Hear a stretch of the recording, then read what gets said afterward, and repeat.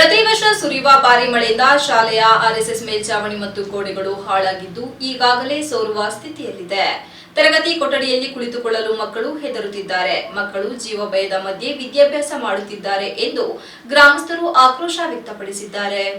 ಶಾಲೆಯ ಮುಂಭಾಗದ ರಸ್ತೆಯ ಪಕ್ಕದಲ್ಲಿರುವ ಚರಂಡಿಗೆ ಮೋರಿ ಸ್ಲ್ಯಾಬ್ ನಿರ್ಮಾಣ ಅಗತ್ಯವಿದೆ ಎಂದು ಗ್ರಾಮಸ್ಥರು ಬೇಡಿಕೆ ಇಟ್ಟಿದ್ದಾರೆ. ಬೇಲೂರು ಅಂದಲೆ ಮುಖ್ಯ ರಸ್ತೆ ಪಕ್ಕದಲ್ಲೇ ಶಾಲೆ ಇರುವುದರಿಂದ ಪ್ರವೇಶ ದಾರಿ ಅಪಾಯಕಾರಿಯಾಗಿದೆ ಎಂದು ಅವರು ತಿಳಿಸಿದ್ದಾರೆ. ಜೊತೆಗೆ ಶಾಲೆ ಹಾಗೂ ಅಂಗನವಾಡಿ ಕೇಂದ್ರದ ಸುತ್ತಲೂ ಸಿಮೆಂಟ್ ಬಾಕ್ಸ್ ಚರಂಡಿ ಹಾಗೂ ಭದ್ರತೆಗೆ ಕಾಂಪೌಂಡ್ ನಿರ್ಮಿಸಬೇಕೆಂದು ಗ್ರಾಮಸ್ಥರು ಒತ್ತಾಯಿಸಿದ್ದಾರೆ.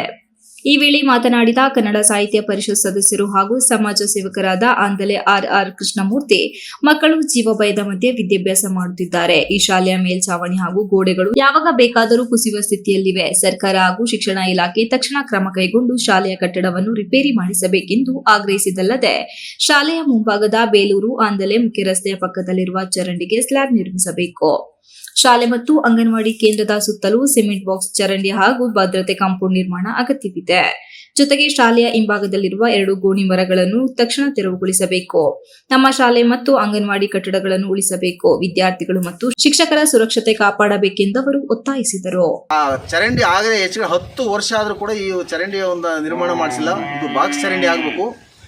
ಸಿದ್ದಯ್ಯನವರ ಮನೆಯಿಂದ ಪುಟ್ಟಯ್ಯನವರ ಮನೆ ತನಕ ಕೂಡ ಸಿಮೆಂಟ್ ಅದು ಬಾಕ್ಸ್ ಚರಂಡಿ ಆಗಿ ಆ ನೀರು ಎಲ್ಲೂ ಕೂಡ ನಿಲ್ಲದಂತೆ ಅದು ಪರಿಪೂರ್ಣವಾಗಿ ಅದು ನೀರು ಆಚೆಗೆ ಹೋಗಬೇಕು.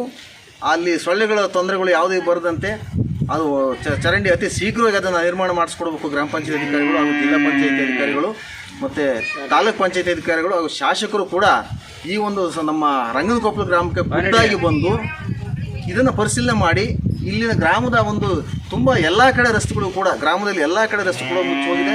ಎಲ್ಲವೂ ಕೂಡ ಹುಲ್ಲು ಪಾಚೆ ಬೆಳ್ಕೊಂಡು ಕೆಸ ತುಂಬಿ ಅದು ಈ ಎಲ್ಲ ಕೊಳಚೆ ನೀರು ತುಂಬಿಕೊಂಡು ಭಾಳ ಅನಾನುಕೂಲವಾಗ್ತಿದೆ.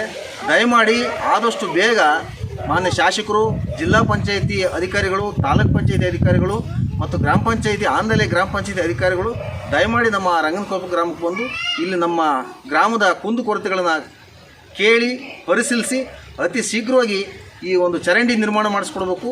ಗ್ರಾಮದ ಎಲ್ಲ ರಸ್ತೆ ಚರಂಡಿಗಳನ್ನು ಸ್ವಚ್ಛತೆ ಮಾಡಿಸ್ಕೊಡ್ಬೇಕು ಅಂತೇಳಿ ಈ ಮೂಲಕ ತಮ್ಮಲ್ಲಿ ವಿನಂತಿಸಿಕೊಳ್ತೇವೆ ಗ್ರಾಮದ ಪರವಾಗಿ.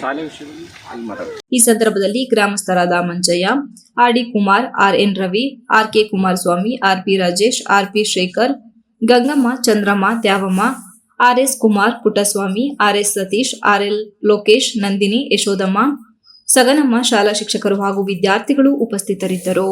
Ganesh, TV 46 news Kannada, Belur. You are watching TV 46 News Kannada.